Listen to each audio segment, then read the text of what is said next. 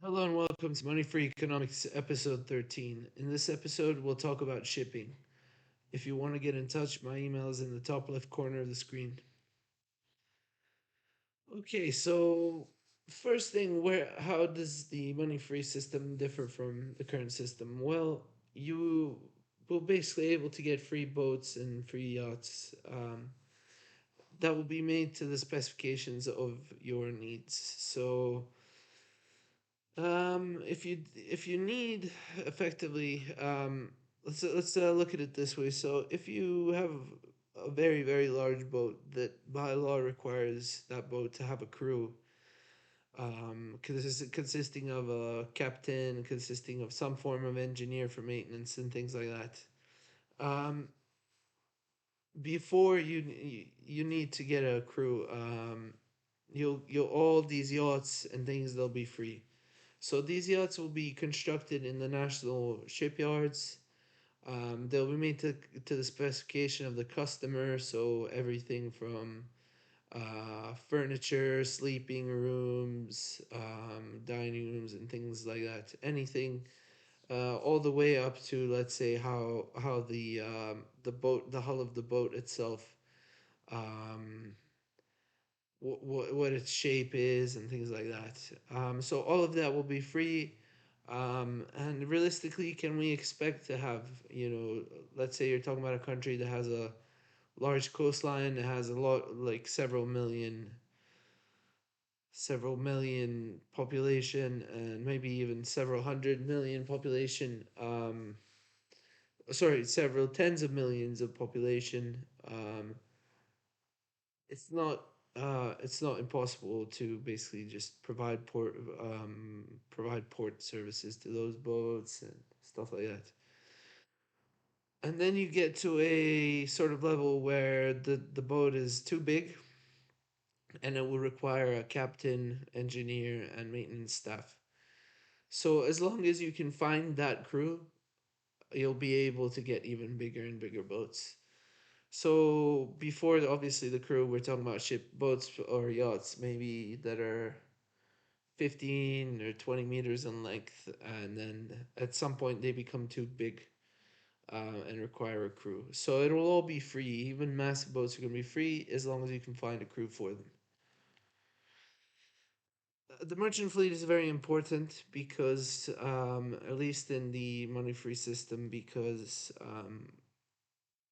you're constantly looking at people, your people want to import things all the time. And as we said in the previous episode, these imports are basically just all the paperwork is signed by the government, and the government dispatches container ships to pick up those goods and returns them back to the country. So obviously, merchant ships they can be constructed in national shipyards, but also existing companies that do this merchant fleet work. They can also be commissioned to do those individual runs. For high oil consumption countries, you may also want to consider oil tankers. There are still many sectors that require fuel, even in the money-free economy, because technology isn't good enough to replace fuel-based things. So shipbuilding, we should have national shipyards, of course, and they should be automated to a large extent, but we have to keep the shipyards alive. Primarily not to lose that sort of group of trained shipyard workers for one. Also, what would help to that is to not buy foreign vessels, and yeah, private shipyard, right? So we're talking about like small boats, maybe made of wood, steel, something like that. They should have the ability to export their product, but they should get their materials for free.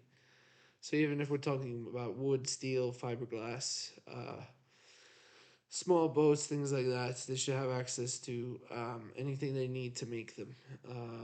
Boat owners, the existing boat owners, they will get obviously access to maintenance, usually for free. They can get new engines, they can get other supplies, things like that. Fishing boats, I already talked about fishing in one of the previous episodes. What I said was basically that sort of fishing distribution of fish as food should be done through these fishing processing companies. And obviously, private fishermen, they can sell what they catch to those companies. Or they can be public fishing workers on public fishing boats who farm the fisheries and deposit what they catch to the processing companies. Fishermen, they should have access to ship maintenance. They should also have fishing materials. So we're talking about nets or cages for those crabs and things like that. Law enforcement, so Coast Guard duties should be transferred to the police, in my opinion.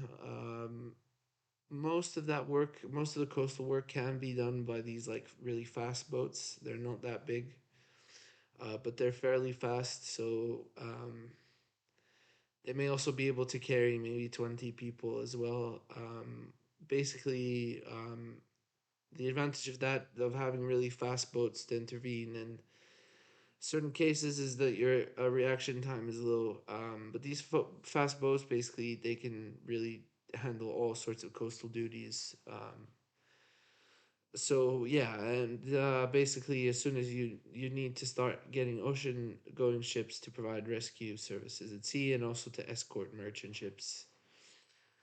So those are two classes. The first class is obviously can do all the coastal work by itself. Cruise liners and ferries. National ferry services probably should remain the same. Obviously, if your country has a lot of islands, there'll be ferries from the coast to the islands. National cruise ships, so our cruise ship companies, they're going to provide our citizens with sleep, food, and obviously some certain leisure activities, and they're going to go all around the world and effectively for our citizens, all of that, so that food, leisure, sleeping is going to be free. And then as soon as they port in another country in the world, they'll get time to visit that country and without the need to really spend more for food and sleeping quarters and things like that. Private tour operators, those will be a lot as well. So we're talking about like boats that can, like party boats or boats that stop at like certain um, cultural monuments on the coast. Here's some things that I didn't put inside the presentation. You can read those by yourself. I think obviously we need to look at fuel, the logistics, putting electric drive on like cruise ships and merchant ships. That isn't efficient enough, so it requires these diesel generators for the big ships. I think for small boats like fishing trawlers or these like private boats that are under maybe 30 meters length, to under 20 meters length, they theoretically could run on solar panels, but I think we're not logistically, economically there yet as well. Obviously, with all these new private boats, yachts, porting capacity will need to be increased. There's that. Container ports are very important, so having one container port per sort of direction is necessary, and then those containers will be distributed around the country via rail. Oceanography and scientific vessels, those are also might be necessary to study sort of basically anything to do with the water, science with the water, fishery populations, things like that. Firefighting aircraft are also something to consider. Sea sports as well. So we're not talking about water polo. We're talking about like yachting races, competitions, things like that.